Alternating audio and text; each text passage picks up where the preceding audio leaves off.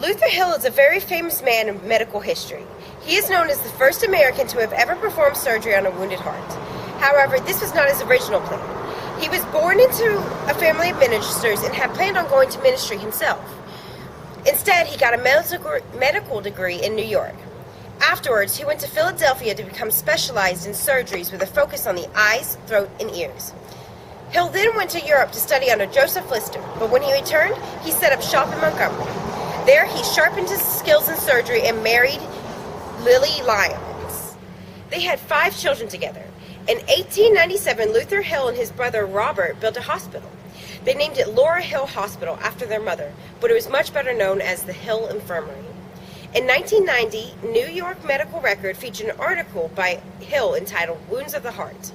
The article described many of the major cases in the field of heart surgery. He became authority on the subject of vascular medicine and eventually pioneered techniques into heart surgery. On September 15, 1902, he was called to the side of a 13-year-old boy who had been stabbed. The boy, named Henry Myrick, was still bleeding profusely, even though the wound was inflicted the previous afternoon. It was 8 hours before Hill was called. After convincing the family to allow the operation, he called on his brother and another doctor to give the boy morphine. You can only imagine what Hill must have felt like. Never before had he performed surgery on a still beating heart. He performed the surgery by lantern light. When he opened the boy's chest, he drained it of all the excess blood. Then he stitched the wound in the heart using a catgut thread. This miraculous procedure took only 45 minutes. Against all odds, the boy Myrick had survived, and after a few weeks he had completely recovered. It is believed that after Myrick died, his spirit returned to the hospital. The 13-year-old boy still wanders these halls today. Myrick's ghost is not the only one in the infirmary halls. There are also reports of a strange woman wearing white who wanders the halls screaming and pleading. This woman is thought to be a patient of Dr. James Sims, who used the hospital before Hill.